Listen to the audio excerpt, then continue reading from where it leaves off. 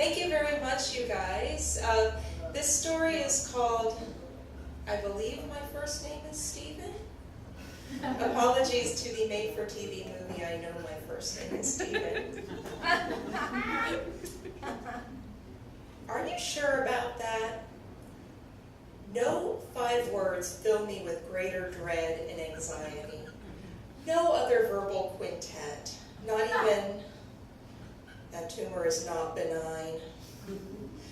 It's a question that pops up in a wide array of texts. Are you sure about that?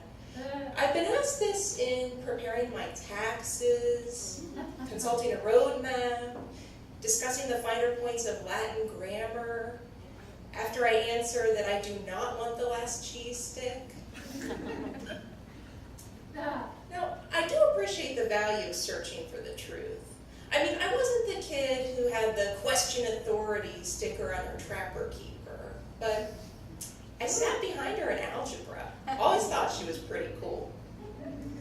What vexes me about the question, besides the fact that it's most often delivered with a condescending, mildly patriarchal sneer, is that I'm not absolutely certain about anything, ever. To feel like somebody else realizes that and doubts me simply validates the imposter syndrome that I have. No. It's there tucked away in my frontal lobe, stowed securely at the moment, but nevertheless locked and loaded, ready to go off in an explosion of, "You don't belong here! You're a fraud! You're a fraud! You're a fraud! You're a fraud!"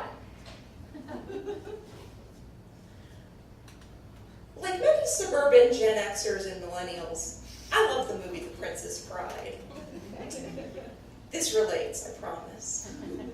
It also scared me a little though when I was a kid, and I'm not talking about the terrors of the fire swamp or the torture device or even Andre the Giant's acting. Monsieur Monfrere, right? What frightened me was the old woman in Buttercup's nightmare.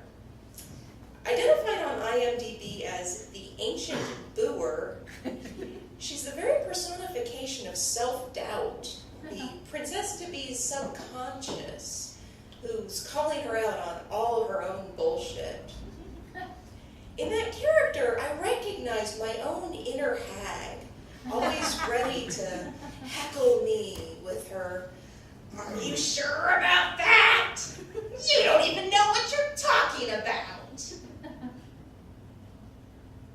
I don't know where exactly on the spectrum of anxiety disorders this may put me, but I can tell you that my fear of being uncovered as some sort of fraud is soothed, not by doctor-recommended doses of SSRIs, but by prescription-strength prophylactic language, couching all of my statements in defensive phrases such as, "I think," "I believe," and the Washingtonian, "to the best of my recollection." Nobody can accuse you of lying if you only say what you think. Fittingly, I have a job in the legal field. During my second week working as a paralegal, a week, by the way, fraught with my inner voice hissing, "They're going to learn you were a mistake. You're not as proficient in Excel as you pretended to be on your resume." The attorney I assist was preparing a client for a deposition.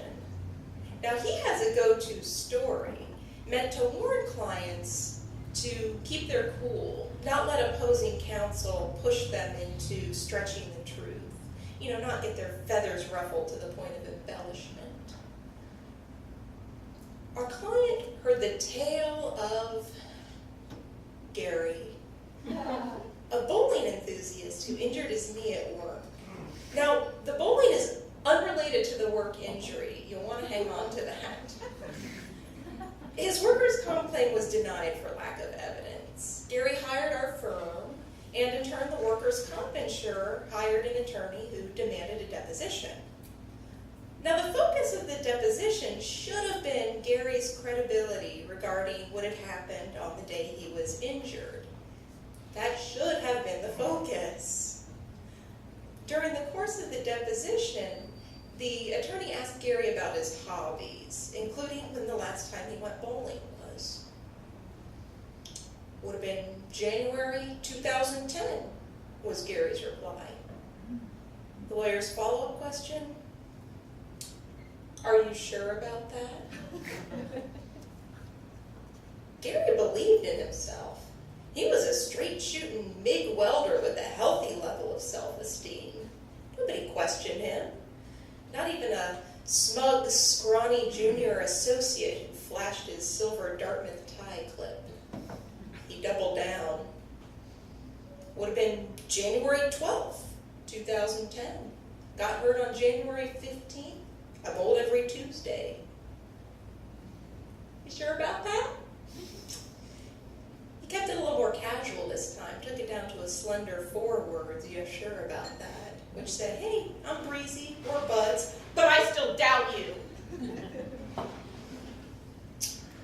January 12th.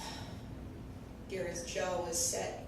He stared straight ahead with a steely gaze. Are you sure? Yes, January 12th. I'm absolutely positive it was January 12th. I am certain. Now, I didn't read this in the transcript, but I'm pretty sure that at this point, the attorney kind of wiggled his butt in his generically upholstered conference room chair, just a little bit, like a cat ready to pounce. Said January 12th. I took the liberty of printing out the bowling alley schedule for the entirety of 2010. Are you aware that on January 12, 2010, the bowling alley was closed to general business due to a ladies' league night? Chilling hush.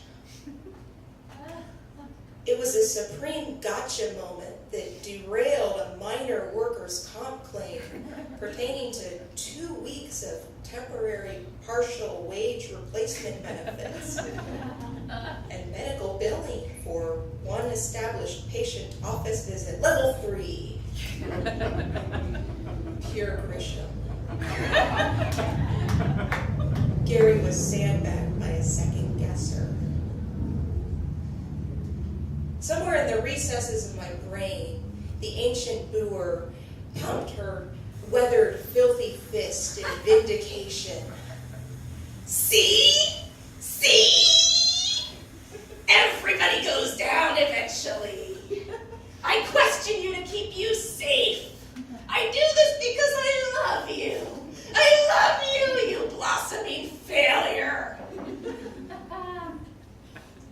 Our client, Jared, also drank this in. By the story's conclusion, his position had changed to a defensive, queasy huddle. I wondered what his head voice sounded like. His deposition was in 1 week, meaning that he would have a whole 7 days to grow his insecurity. Insecurity grows fast, faster than a marshmallow in a microwave, and it never cools off and goes down. He showed up an anxious 35 minutes early on Depot Day, D-Day. My boss stood guard over the conference room while the court reporter set up. I was marked a flattering, also present. Jared was already a little twitchy. He flinched when I placed a cup of water to his right. Then in strode opposing counsel, Adam Jackson, a crew-cutted bulldog puppy of a 6-figure earner. Central Casting would have snapped him right up to play a bullying detective. In truth, he's a pretty decent guy. You know, first impressions are hard when you resemble a mid-career Vincent D'Onofrio. Visualizing him.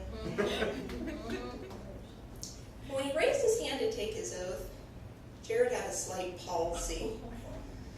He was then asked to state his name.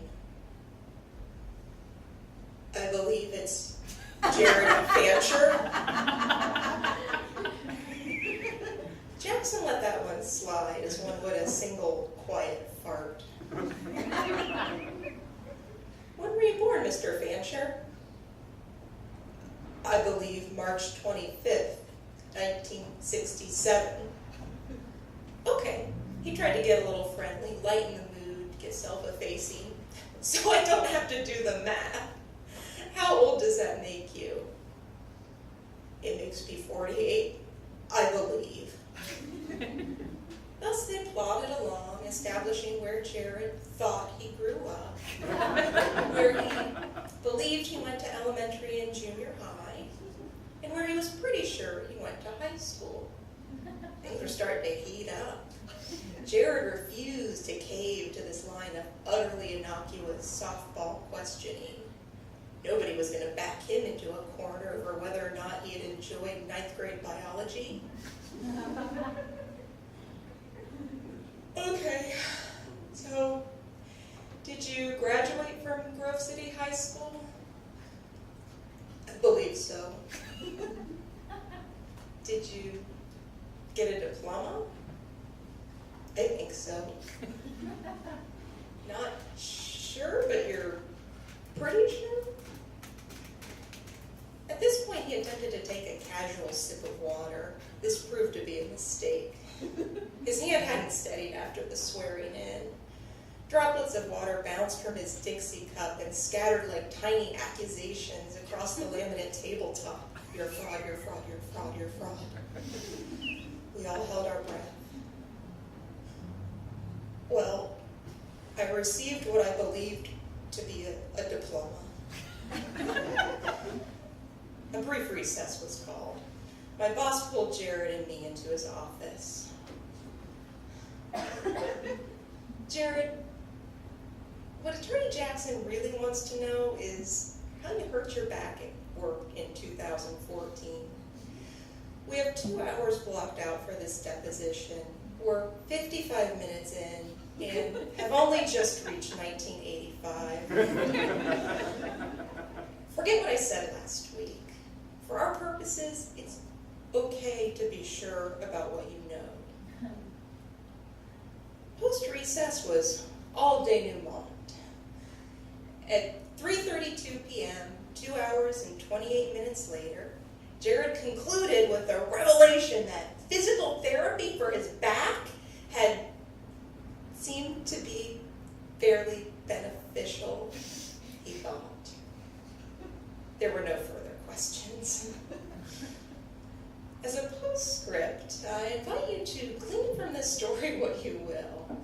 I hope that you will first and foremost appreciate how crucial it is to report workplace injuries in a timely manner. Have witnesses. Jared was fine, by the way.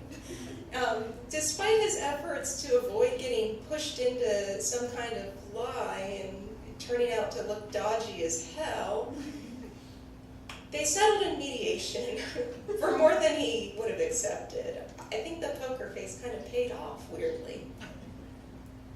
As for me, I haven't found complete resolution yet. I am starting to catch myself, however, as I do understand that conversational certainty has its place.